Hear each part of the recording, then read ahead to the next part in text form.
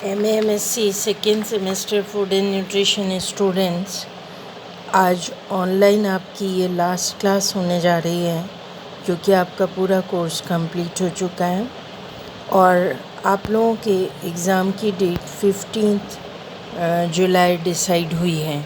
लेकिन गवर्नमेंट की गाइडलाइंस के अकॉर्डिंग आप second semester students first semester के एग्ज़ाम्स के बिहाफ पर आप प्रमोट किए जाएंगे, तो आपके एग्ज़ाम नहीं होंगे, आप डायरेक्ट थर्ड सेमेस्टर में आप पहुंचेंगे। पर जितने भी मेरे ऑनलाइन वीडियोस आपको मिले हैं, जल्दी से जल्दी आप उन्हें अपलोड कर अपने मोबाइल में ले लें, क्योंकि वो सभी फिर पब्लिक से प्राइवेट कर दिए जाएंगे। क्योंकि जितने भी कॉम्पिटिटिव एग्ज़ाम्स होते हैं उनमें ये सभी टॉपिक्स का बहुत रोल होता है। तो आप अपने टारगेट को अचीव करने के लिए कंटिन्यूअस अपनी पढ़ाई को करते रहिए।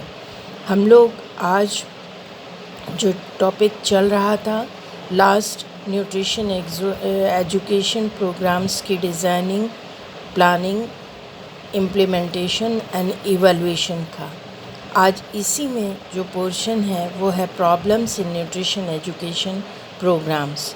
देखो, जो माताएं प्रॉब्लम्स क्या आती हैं, देयर सॉल्यूशन, कैसे हम उनका समाधान करें।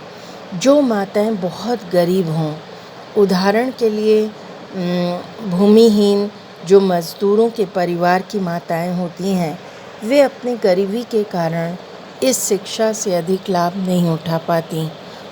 उनके परिवार तो केवल अनाज, नमक, मिर्च आदि की खरीद कर सकते हैं। दूसरे प्रकार के भोजन खरीदते भी हैं तो बहुत थोड़ी मात्रा में। पोषण शिक्षण उस मात्रा में अधिक सफल होता है जबकि परिवार प्रतिदिन प्रति व्यक्ति 2 या 3 रुपए भोजन पर खर्च कर सके। ये बहुत इम्पॉर्टेंट बात है। तो हमारे यहाँ गरीबी एक बहुत बड़ा मुद्दा है, जिसके कारण जो भी पोषण शिक्षण अभियान चलाए जा रहे हैं वो काफ़ी हद तक सक्सेस नहीं हो पा रहे हैं। लेकिन हमें प्रयास ऐसा करना चाहिए इस पोषण शिक्षण कार्यक्रम के द्वारा, ताकि हम उनको उसका ज़्यादा से ज़्यादा लाभ दिला सकें। तो नए प्रकार के व्यंजनों का प्रोत्साहन देने की कोशिश करते समय हमें इस बात का ध्यान रखना चाहिए कि इन पर कितना खर्च आएगा। कहीं ईंधन की कमी तो नहीं होगी, परिवार के पास भोजन को रखने और उसे पकाने के बर्तन हैं भी या नहीं। यदि आप ये सारी बातों को जब विचार कर लेंगे, तो जैसे किसी बोतल में रखना है तो बोतलों को कैसे हमें उबालना है, दूध का घोल बनाने के लिए जब बच्चे को पानी पिलाना है या घोल देना है, कितना उसमें क्या क्या चीज़ों की आवश्यकता होगी। इसकी वजह से हम तभी जब सारी चीज़ें हमारे पास उपलब्ध होंगी, ग्लास है, चम्मच है, कटोरी है, तभी हम बच्चे को दूध पिला सकेंगे। तो कहने का मतलब है कि कुछ चीज़ों में समस्याएं आती हैं। यह कहा जा सकता है कि पोषण शिक्षण में खर्च भी होता है और समय भी बहुत लगता है। लेकिन यदि स्कूलों, प्रशिक्षण कॉलेजों, गांव के नेताओं, स्वास्थ्य कर्मचारियों, महिला संगठनों आदि के माध्यम से पोषण शिक्षण की दिशा में गहन प्रयत्न करें तो कम से कम 25% लोगों के ऊपर इसका अच्छा प्रभाव पड़ता है। पोषण शिक्षण तो केवल एक ही बार दी जाती है, जबकि अधिक पौष्टिक भोजन लंबे समय तक देने पड़ते हैं। तो यदि पंचायत के नेताओं को भी ऐसे ही प्रशिक्षण दिए जाएं, जो कल्याणकारी उपाय अपनाने में अधिक सुविधा होगी। अंत में इस बात का बहुत बड़ा महत्व होगा कि हम इस बात का चुनाव करें कि जो प्रचार हम शुरू करने जा रहे हैं उसमें पोषण की किस समस्या का हम समाधान करेंगे और कैसे संदेश हम लोगों तक पहुंचाएंगे।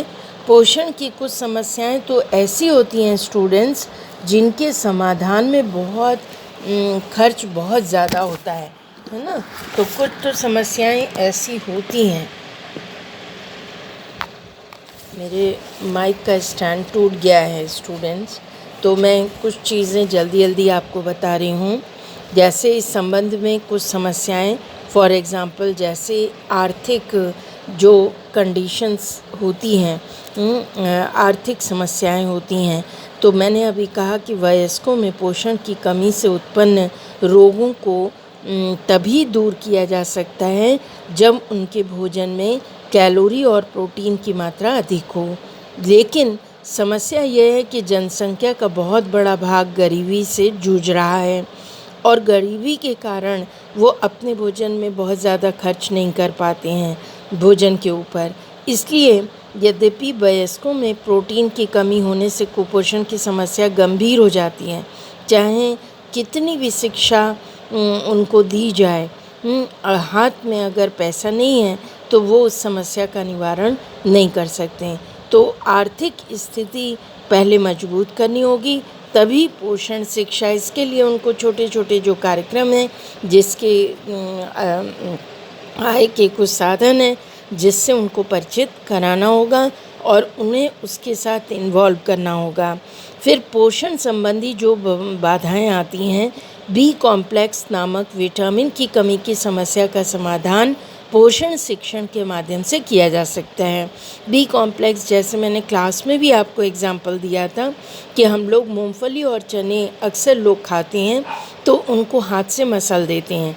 मूंगफली के ऊपर लाल रंग का जो छिलका होता है उसे तो उतार के फेंक देते हैं, और फेंकने से नुकसान क्या होता है कि उस छिलके में B complex, specially vitamin B2 होता है, जिसको हम राइबोफ्लेविन कहते हैं। इसी तरह चने के छिलके में फाइबर्स होते हैं। जब हम उसको मसल के निकाल ही देंगे, फूंक मार के उड़ा देंगे, तो हमारे शरीर में इन बी कॉम्प्लेक्स की कमी हो जाती है। ऐसे ही हम जब सब्जियां बनाते हैं, ये छोटी छोटी बातें हैं, ये इसमें कोई पैसे की आवश्यकता नहीं, ज्ञान की आवश्यकता है। यदि इस प्रकार का हम ज्ञान दे दें, जब हम खाना पकाएं तो खाने को पूरी तरह ढककर बनाएं। अगर ढका नहीं होता है तो उसके बहुत से, जैसे बी कॉम्प्लेक्स में ही बहुत से विटामिन C है जो कि भाप में उड़ जाता है। जल में घुलनशील जो भी विटामिन है, विटामिन B कॉम्प्लेक्स हैं, विटामिन C है, वो नष्ट हो जाते हैं। तो भोजन को हमेशा ढककर पकाना है।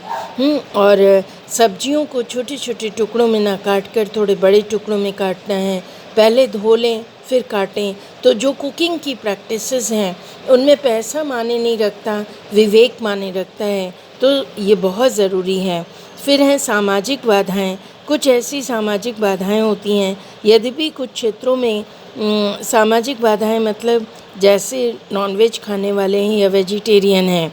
जब वेजिटेरियन फैमिलीज़ होती हैं तो उनके पास तो ऑप्शंस कम होते हैं, वो प्रोटीन की मांग को कैसे पूरा करें। लेकिन जो नॉन वेजिटेरियन फैमिलीज़ हैं, अंडा मांस मछली खाते हैं, यदि वो हफ्ते में 2 या 3 दिन भी खा लेते हैं तो उनकी प्रोटीन की आवश्यकता पूरी तरह से भरपूर मात्रा में पूरी हो जाती है। लेकिन कई लोग ऐसे होते हैं कि कुछ क्षेत्रों में केवल अंडा बहुत अधिक मात्रा में उपलब्ध होता है और अंडे का सेवन भी कर सकते हैं, इससे प्रोटीन की कमी पूरी की जा सकती है। लोगों के शाकाहारी होने के परंपरागत स्वभाव को बदलना असंभव है। कुछ अन्य खाद्य पदार्थ भी हैं जिनका हमारी संस्कृति में निषेध है। इसलिए पोषण संबंधी कोई भी प्रचार शुरू करने से पहले इन बातों की जांच कर लें कि उस संस्कृति में जहां पोषण शिक्षण कार्यक्रम दे रहे हैं वहां पर सामाजिक तौर पे कौन सी बातें मान्य हैं और कौन सी अमान्य हैं। जो अमान्य बातें हैं उनकी चर्चा हम अपने प्रशिक्षण के दौरान बिल्कुल ना करें, इस बात का विशेष ध्यान रखें। समय और स्थान के कारण भी कुछ समस्याएं उत्पन्न होती हैं, इसके लिए जनता का सहयोग प्राप्त करना बहुत आवश्यक है। भाषा के कारण भी समस्या उत्पन्न होती है। मैंने कहा है कि जो भी स्थानीय भाषा है उसी में ही प्रशिक्षण का कार्यक्रम होना चाहिए। इससे लोगों में आत्मीयता बढ़ती है, मित्रता का भाव बढ़ता है और समझने और जानने की जो क्षमता है, जो जानकारी है, दृष्टिकोण है और उनके व्यवहार में अच्छा परिवर्तन देखा जाता है। दृश्य श्रव्य उपकरणों की उपलब्धता, जो भी दृश्य श्रव्य ऑडियो विजुअल एड्स का प्रयोग हम अपने प्रशिक्षण के दौरान कर रहे हैं, वो प्रशिक्षण के लिए जो भी उपकरण उपयोग में लाए जा रहे हैं वो इतने परफेक्ट होने चाहिए और कम से कम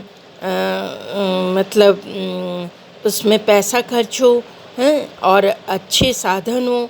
इन अच्छे दृश्य साधनों का प्रयोग हमें करना चाहिए और उनको करने से उनमें उनका उपयोग करने में कोई कठिनाई ना आए। फॉर एग्ज़ाम्पल, जैसे आप टीवी के माध्यम से कुछ बताना चाहते हैं लेकिन जिस कम्युनिटी में आप गए वहाँ लाइट नहीं है, तो आपको जनरेटर की व्यवस्था करनी पड़ेगी, है ना। बहुत लंबा तामझाम है, आप ऐसा कुछ भी ना करें।